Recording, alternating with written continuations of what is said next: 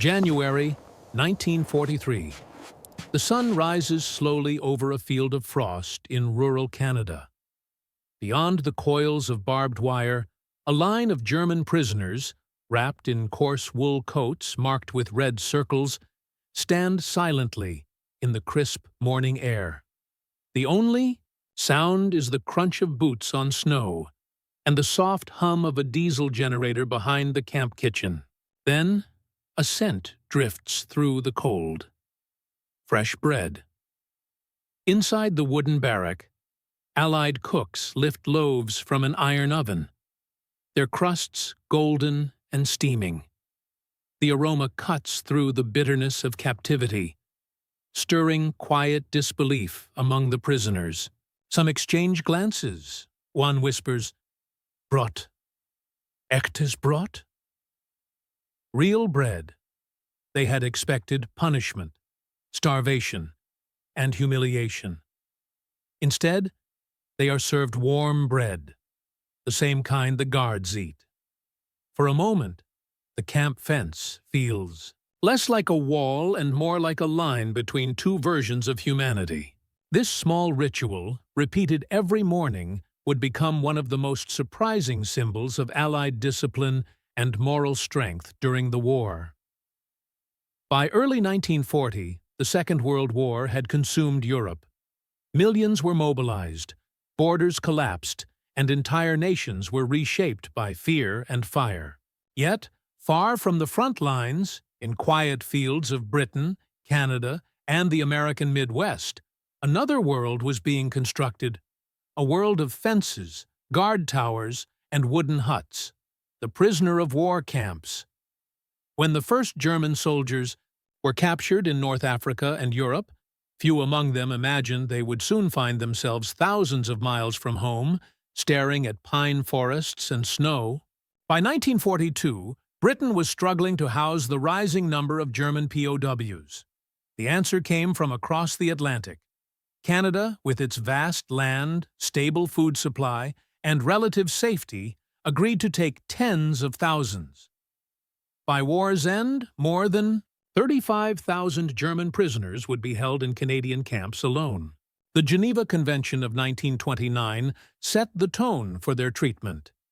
It demanded humane conditions, adequate food, shelter, and medical care equal to that of the captor's own soldiers. The Allies, aware that their own men languished under harsher Axis custody, chose to uphold the law, not only as a moral stand but as a calculated act of discipline and image. Fair treatment of prisoners would reflect civilization itself, they believed. Thus, Allied camps became an odd paradox, enclosed by barbed wire, yet governed by order, routine, and even decency. At Camp 30 in Bowmanville, Ontario, captured Luftwaffe and U-boat officers lived in neat wooden huts, attended roll calls, played football, and worked in carpentry or farming detachments. At the center of each camp stood the kitchen, the heart of this controlled world. Feeding thousands of prisoners daily during wartime was no small feat. Britain and Canada were under rationing. Meat, sugar, and fats were carefully measured. Yet bread, the staple, remained sacred. In both countries, the government had protected grain production, ensuring consistent flour supply even under submarine blockade. With this stability came something unexpected. POW camps that smelled of freshly baked bread every morning. The prisoners, accustomed to propaganda that painted the Allies as cruel and barbaric, were stunned. Many recorded their disbelief in diaries smuggled out after the war. One Luftwaffe officer wrote, "We expected to be starved. Instead, we received the same rations as the British troops guarding us. Every day the kitchen smells of fresh loaves. It is bewildering." Behind this daily act of baking lay a calculated design. The Allies wanted to show that discipline and humanity were not opposites, but allies of victory. Feeding one's enemy well was not a weakness. It was proof of moral superiority. For many German soldiers, This first taste of Allied bread marked the beginning of a slow internal transformation. War, as they had been taught, was supposed to be a struggle between beasts. Yet here, in a quiet camp thousands of miles from Berlin, they saw something closer to civilization than they had ever imagined. Supplying these camps was a logistical triumph few ever noticed. Every morning, convoys of military trucks left nearby towns carrying sacks of Canadian wheat flour, tins of dried milk, and blocks of butter from local farms. Civilian contractors, working under military supervision, delivered these goods directly to the camp kitchens, all meticulously recorded in ledgers stamped War Department, Catering Branch. Inside each kitchen, a structured routine unfolded. The ovens were built from brick and iron, often designed by German prisoners themselves, men who had once worked as bakers or engineers before the war. Under Allied oversight, they mixed, kneaded, and baked hundreds of loaves daily. The heat, the smell, and the sound of knives slicing through crust became part of the camp's rhythm. At Bowmanville, one Canadian officer recalled watching the German bakers at work. They were disciplined, proud, precise, their loaves lined up like soldiers on parade. I think the act of baking gave them a reason to feel human again. Each camp's kitchen became more than a place of nourishment. It was an unlikely space of cooperation, where enemies shared skill and trust without a word of politics. The Canadian Army supplied the ingredients and guarded the perimeter. The prisoners supplied craftsmanship and care. Together, they produced something both sides respected. To the prisoners, the daily bread embodied fairness. It told them that the enemy they fought had not abandoned its values. And for the guards, it reinforced the discipline of restraint, a reminder that civilization must be maintained even amid war. Yet this system was not born of pure compassion. The British and Canadians understood the psychological weight of food. They knew hunger could turn camps violent, break discipline, and harden ideology. A well-fed prisoner, on the other hand, could be guided, educated, and ultimately reformed. It was a strategy of moral warfare, one that favored stability over cruelty. Red Cross parcels further strengthened this stability, containing chocolate, coffee, cigarettes, and canned meats. They arrived from neutral Switzerland with clockwork precision. Each box was catalogued and distributed according to the convention. The fairness impressed even the most skeptical prisoners. Still, disbelief lingered. Many German officers privately wondered if the generosity was a facade for propaganda. Some suspected hidden motives. But weeks turned into months, and the consistency never broke. The bread was always warm, the coffee hot, the treatment calm. Slowly, their suspicion gave way to quiet respect, even gratitude. By late 1943, Allied POW camps in Canada, the UK, and the United States had earned a reputation, even among German command, for order and humanity. Letters sent through the Red Cross described conditions so unexpectedly decent that Nazi censors sometimes destroyed them, fearing they would demoralize families at home. And so, amid the chaos of global war, these fenced enclosures became small islands of civility. Each loaf of bread, pulled from an oven behind barbed wire, was both a practical act and a moral statement. That even in total war, the measure of strength was not hatred, but control. Behind every loaf of bread stood ordinary men doing extraordinary things in ordinary silence. The Canadian cooks who oversaw the camp bakeries were often older reservists or local volunteers, men unfit for frontline duty but steadfast in duty nonetheless. They rose before dawn, stoked the ovens, and supervised German POWs who worked alongside them.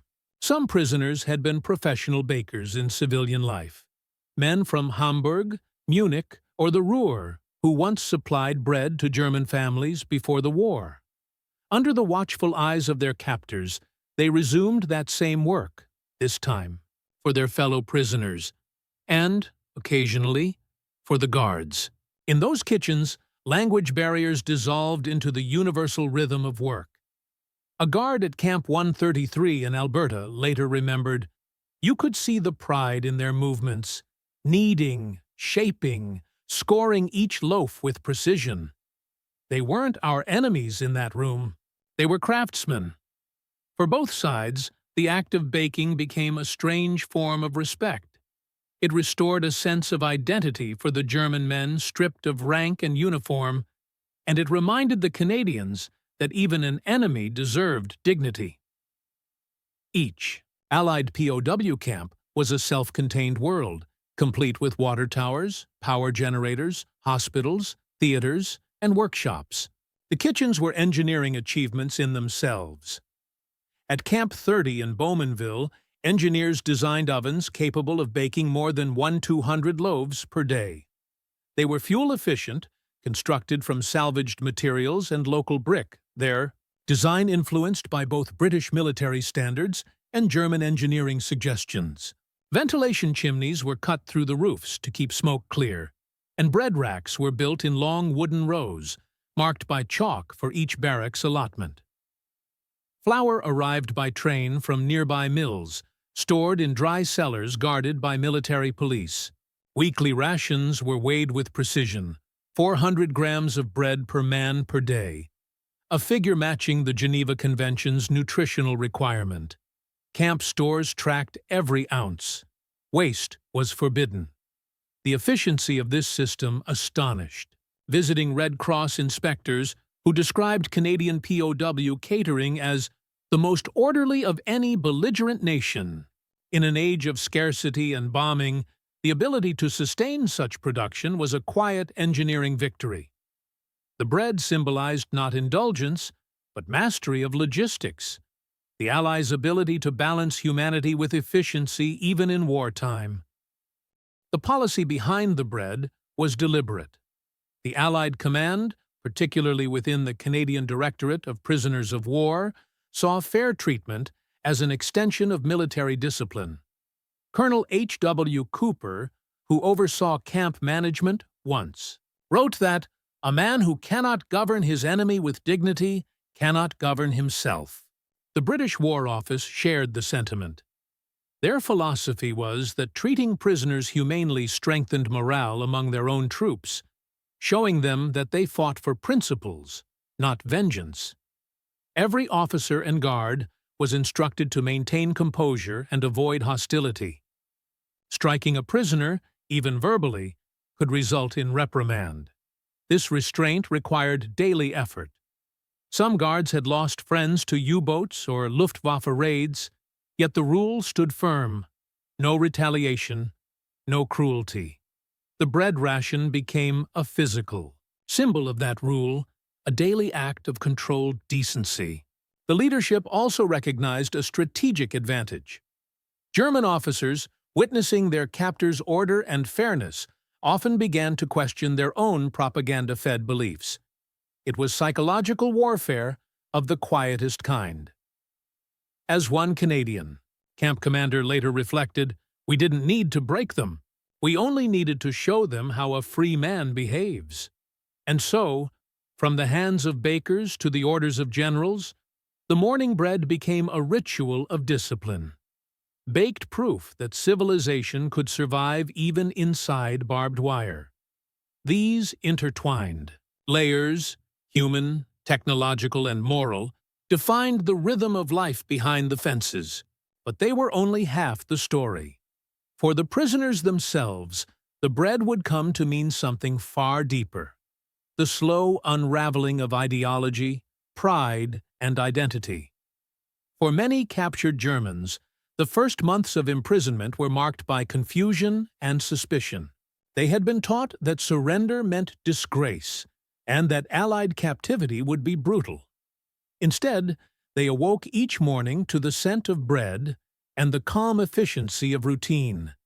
It disturbed them more than cruelty ever could.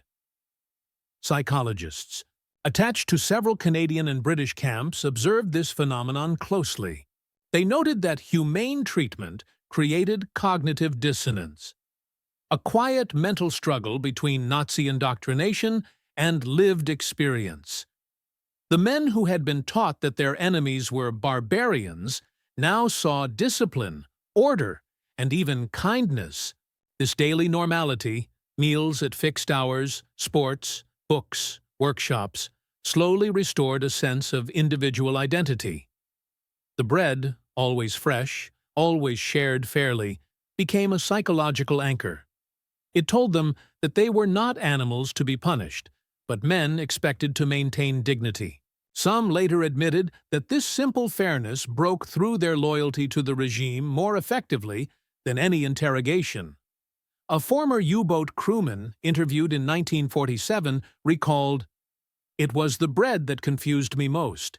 It was warm, and we could smell it before dawn. We asked ourselves, why would the enemy feed us so well? Perhaps they are not the monsters we were told." In this way, the oven became a quiet instrument of rehabilitation. Officially, the Allies did not boast about their humane POW policy during the war. Broadcasting it could have invited criticism from the public, who were enduring rationing and loss. Why should captured Germans eat fresh bread, while British families queued for stale loaves? The government understood the danger of optics. Thus, the story of the camp kitchens remained largely invisible to the public. Press visits were rare and carefully staged. Photographs were taken only for Red Cross documentation. But inside intelligence circles, the policy was recognized as a strategic success. German propaganda, meanwhile, could not acknowledge the reality without undermining its own narrative.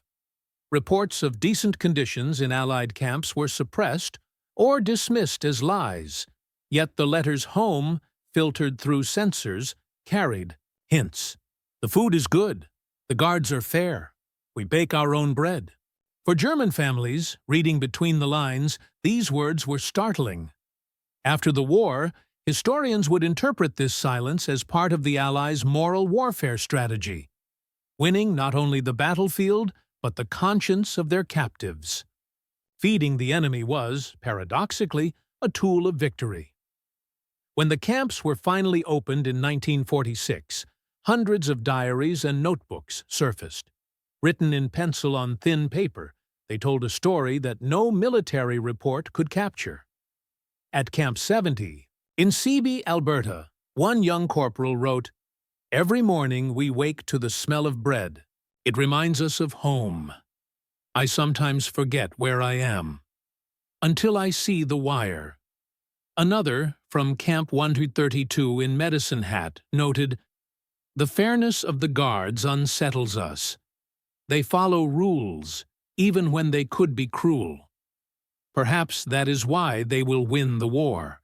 Some of these men would later return to Germany and join the efforts to rebuild their country. A few even became advocates for democratic reform, citing their time in Allied captivity as a turning point in their understanding of honor and justice. One testimony from a former Luftwaffe lieutenant put it most simply, "They gave us bread, not hatred, and it changed everything." These perspectives, human, strategic, and deeply psychological, show that the bread ovens of Allied POW camps were not mere kitchens. They were quiet classrooms of morality. Within their walls, the idea of civilization itself was tested and, in many ways, reaffirmed. The next phase of this story, however, would reveal just how far that moral discipline could be stretched. For in some camps, moments of defiance and conflict would test the boundaries of humanity and redefine the line between civility and control. By the autumn of 1942, the quiet discipline of Allied camps faced its greatest test. The war had turned brutal. News of bombed German cities reached the prisoners through censored newspapers and Red Cross letters. Anger simmered beneath the surface. For the first time, small groups of die-hard Nazis inside the camps began organizing resistance. At Camp 30 in Bowmanville, Ontario, this tension reached breaking point.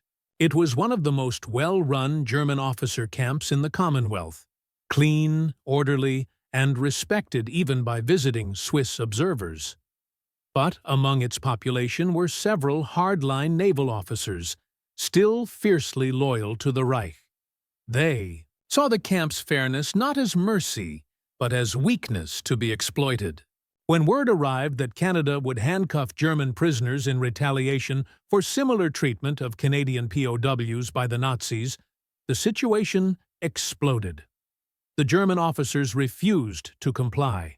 On October 10, 1942, what began as a standoff turned into the most famous prisoner uprising on Canadian soil, later known as the Bowmanville incident.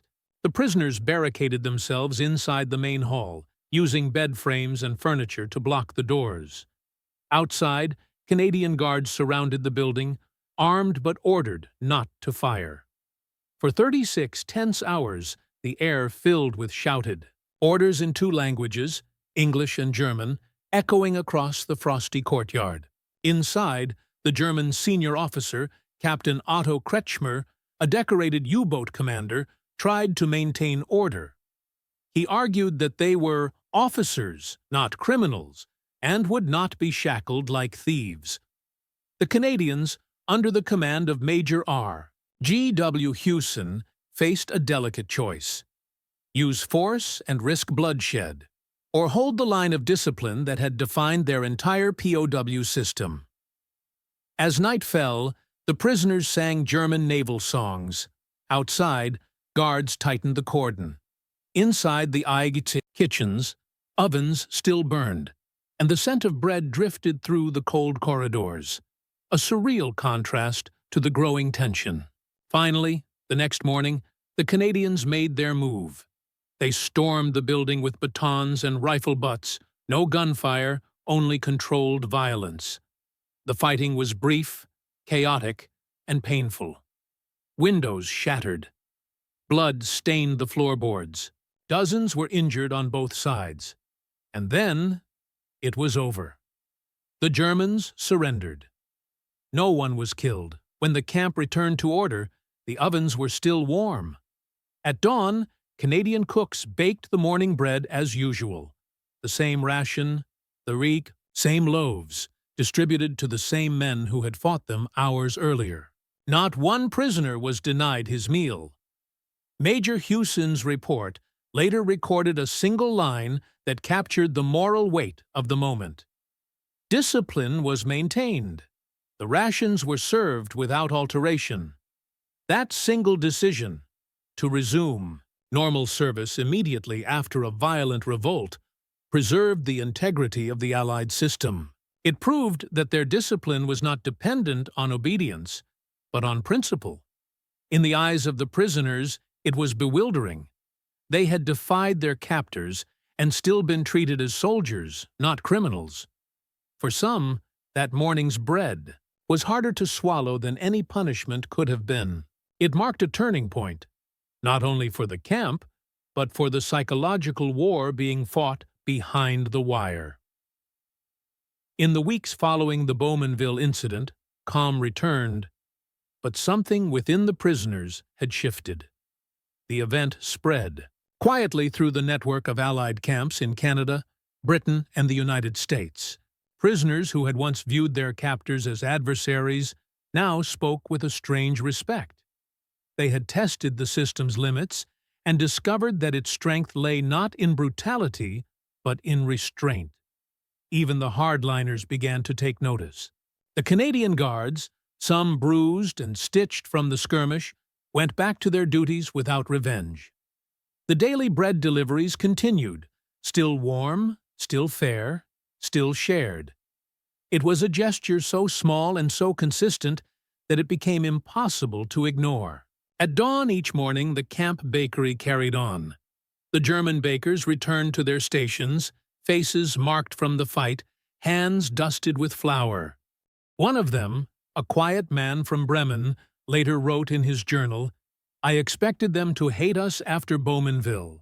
But the next morning, the bread was there. Hot, crusted, perfect. It felt like forgiveness. Forgiveness was not the goal, but the discipline of fairness had achieved something greater. Control through humanity. Across the Atlantic, in Britain, similar scenes unfolded in the country's network of camps. From Trent Park in Hertfordshire to Lodge Moor near Sheffield. At Trent Park, the British went a step further. It was not an ordinary camp. It was an intelligence facility, disguised as a mansion, where high-ranking German officers were secretly recorded in conversation. Microphones were hidden in walls and lamps. The officers were given comfort, good food, and even classical music, all to lower their guard. In one of these recorded conversations, a former Luftwaffe general remarked on the fairness of British treatment. "They give us warm bread each morning. They follow rules even when no one watches. Perhaps that is why they will win. They believe in something."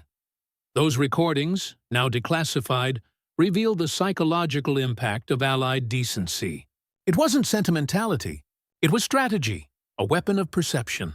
By maintaining humanity in the face of hatred, the Allies demonstrated a moral superiority that undermined Nazi ideology from within.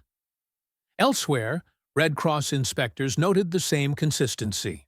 Reports from 1944 described Allied POW camps as remarkable for their orderliness and adherence to the spirit of the Geneva Convention. Even as German cities burned under Allied bombing, the camp kitchens maintained their routine. Bread was baked, meals served, medical care provided. The contrast between destruction abroad and discipline within the camps could not have been starker. When prisoners were eventually repatriated after 1945, many spoke not of brutality, but of bewildering civility. They told their families that the enemy had treated them as men, even when they had expected vengeance. This revelation struck deeply in post-war Germany, where defeat was accompanied by a painful reckoning with truth. A former Wehrmacht sergeant later wrote, "We were taught that mercy was weakness, but in those camps, mercy was stronger than force." The moral climax of this story was not a battle, but a breakfast. Each loaf of bread that emerged from the ovens of Bowmanville, Seaby, or Trent Park became an unspoken declaration that civilization could survive war without losing its soul. For the Allied command, it validated years of restraint. Their gamble, that decency could be a weapon, had paid off. For the prisoners, it shattered the myth of their cause. And when the war finally turned in Europe's favor, that quiet lesson, learned in the smell of bread, the silence of kitchens, and the fairness of rations, would echo far beyond the fences. It was proof that even in a world torn apart by total war, the simplest act of humanity could become the most powerful victory of all. When the war ended in May 1945, the barbed wire that had defined so many lives began to fall away. The Allied prisoner of war camps, those self-contained worlds of discipline and bread, slowly transitioned from instruments of control to places of transition and reflection. Trains and ships were organized to repatriate thousands of German prisoners back to a country in ruins. Yet the memories they carried were not only of confinement. Many left with notebooks, sketches, and letters describing the fairness of their treatment. For men who had expected starvation and cruelty, the experience became an enduring paradox, a lesson in the strange decency of their enemies. At Camp 132 in Medicine Hat, prisoners gathered for one final roll call before departure. The Canadian commandant read the list of names in perfect German, his voice steady, formal, almost ceremonial. Behind the kitchens, the bakers prepared their last loaves. The bread was distributed as usual, hot and fragrant, even as the trucks waited to take the men away. One prisoner later wrote, "We left that morning not as soldiers, not as captives, but as men who had seen honor on both sides of the fence." When these men returned to Germany, they entered a nation broken physically and morally. Many carried quiet stories of how they had been treated. stories their neighbors often struggled to believe. Bread every morning, medical care, books and football, music and lectures on democracy. For those who had been raised in a system that glorified obedience and fear, the fairness of their captors became a seed of doubt, and, for some, the beginning of change. In post-war Germany, small circles of former POWs began to meet, writing memoirs and speaking in schools. They spoke not of bitterness, but of discipline, fairness, and the shock of being treated like human beings. Historians later noted that these returned prisoners played an underappreciated role in the moral reconstruction of West Germany. They had lived a quiet demonstration of what rule of law and self-control meant, something that could not be taught by force, only by example. Meanwhile, in Britain and Canada, the story faded into obscurity. The camps were dismantled, the fences sold for scrap, the kitchens converted into community halls or barns. But for those who had served as guards or cooks, the memory remained vivid. Many veterans later described their time in the camps as an education in humanity, a rare part of the war where compassion did not contradict duty. One Canadian officer, years later, summed it up in a letter to his son. "I learned that you can defeat a man without dishonoring him. We did that with bread, not bullets. It was a simple truth, born from the cold mornings and warm ovens of a war that was otherwise defined by destruction." As Europe emerged from the ruins of 1945, the moral echoes of those Allied camps carried farther than anyone expected. Among the rubble of cities and the collapse of empires, stories began to circulate. Small, almost unbelievable accounts of kindness amid war. Bread served behind barbed wire. Fair rations for the defeated. Guards who refused to hate. When journalists and historians later revisited these accounts, they discovered that such decency had been neither accidental nor sentimental. It was, in fact, policy rooted in conviction, a reflection of how the Allied nations wanted the post-war world to look. A civilization that could feed its enemy, they argued, could rebuild itself with integrity. The Red Cross confirmed the impact in its post-war reports. Inspectors noted that the physical and psychological health of German POWs held by the Allies was markedly higher than those held by the Axis. Many prisoners returned home fitter, stronger, and more mentally stable than the civilians waiting for them. The contrast was not lost on observers. In a Europe scarred by starvation, the memory of fresh bread in captivity became almost symbolic, a story of moral victory. Some of these former prisoners would later rise to prominence in West Germany's reconstruction. Teachers, engineers, even local officials carried lessons learned in Allied camps into the democratic institutions of the 1950s. They described how discipline without cruelty had changed their perception of authority. A few even maintained lifelong correspondence with their former guards or Canadian hosts, exchanging letters and photographs, unlikely friendships born of respect. In Canada and Britain, however, public awareness remained faint. Wartime propaganda had focused on victory and sacrifice, not generosity, to reveal that captured Germans were treated with comfort and bread, while civilians queued for rations might have been politically awkward. And so the story of the camp kitchens faded quietly into archives and memoirs, kept alive only by those who had lived it. But the moral weight endured.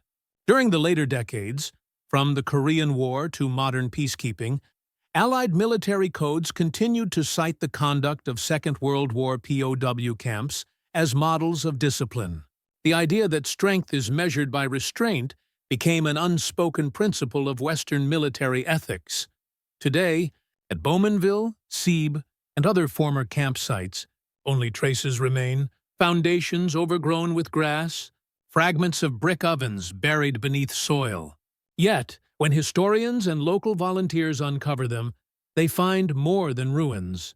They find evidence of a moment when humanity held its ground. The bread that once astonished prisoners each morning was never about comfort. It was about identity, a daily reaffirmation that civilization must endure even when the world collapses. And as one former guard wrote decades later, "We built no monuments. We only baked bread. But in those loaves was everything we were fighting for." At first glance, the story of German prisoners astonished by fresh bread each morning seems trivial. A quiet footnote in the enormity of World War II. Yet within that simple act lies something profound. For those behind the wire, the daily loaf represented more than sustenance. It was proof that dignity could survive captivity, that war could be fought without surrendering humanity. For those outside the wire, the guards, the cooks, the officers, it was a test of discipline. Every loaf baked and shared without hate reaffirmed what the Allies believed they were defending: civilization itself. History often remembers wars by their battles: El Alamein, Normandy, Stalingrad. But moral victories are harder to record. They have no dates or medals. They live in moments like this: the scent of bread drifting through snow, the silent nod between a guard and a prisoner, the decision to be fair when cruelty would have been easier. When peace returned, those who lived through these quiet exchanges carried something unspoken home with them. Some rebuilt towns, some taught, some raised children who never knew war. Yet within them lingered that morning memory of restraint, of decency, of a civilization that refused to rot in the heat of hatred. Today, when historians search for the reasons the Allies ultimately prevailed, they point not only to machines, factories, or codes, but to values: the belief that law, compassion, and order must hold even in chaos.